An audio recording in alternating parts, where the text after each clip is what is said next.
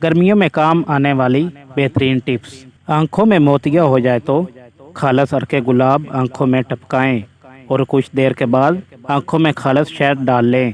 मोतिया का इलाज मुमकिन है। अगर जिस्म में कमज़ोरी हो तो खाली पेट 3 खजूर दूध में उबाल कर खाएँ। हामला औरत को चाहिए कि खरबूजे का इस्तेमाल रोज़ाना करे। इससे पैदा होने वाला बच्चा तंदुरुस्त और सेहतमंद रहता है। पपीते के बीज खाने से आंतों की बीमारी ख़त्म हो जाती है। ज़्यादा ठंडा पानी पीने से उम्र कम होती है। अगर रंग निखारना चाहते हैं तो दूध में हल्दी डालकर पी लें। अगर पेट खराब हो जाए तो लहसुन को जलाकर चबा लें। जो औरतें ज़्यादा ठंडा पानी पीती हैं इनमें बांझपन की बीमारी होती है। अगर गलती से कोई जहरीली अशिया खा ली हो तो पानी में बहुत ज़्यादा नमक डालकर मरीज़ को पिलाएं। कैं की वजह से जहरीली अशिया बाहर आ जाएगी। हरी मिर्च की चटनी खाने से चेहरे की झुर्रियाँ ख़त्म हो जाती हैं। अगर कपड़ों का रंग उतरता है जिसकी वजह से कपड़े बदनुमा और बेरंग लगने लगता है और कपड़ों की चमक उड़ जाती है तो इस कपड़े को धोने से पहले सफ़ेद सिरका में 10-15 मिनट भिगो दें और इसके बाद कपड़े को धो लें। कपड़े का रंग नहीं उतरेगा। पेट का दर्द ठीक करने के लिए जीरे को पीसकर शहद के साथ चाटें।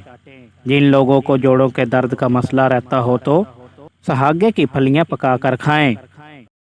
मुंह के छाले ख़त्म करने के लिए 2 गिलास पानी कलवंजी उबाल लें और ठंडे होने पर इस पानी से कुल्लियाँ करें।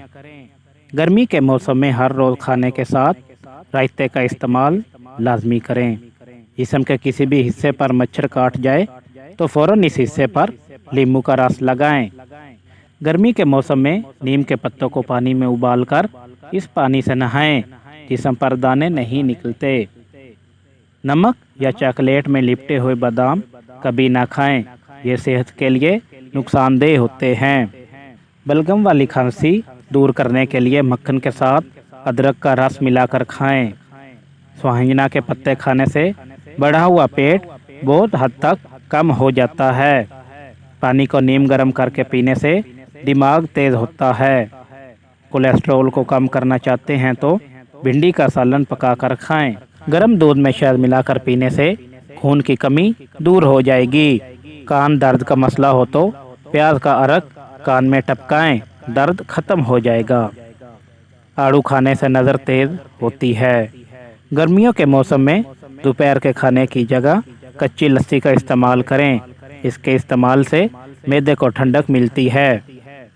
उम्मीद है आपको ये वीडियो पसंद आई होगी। वीडियो को लाइक और चैनल को सब्सक्राइब करें।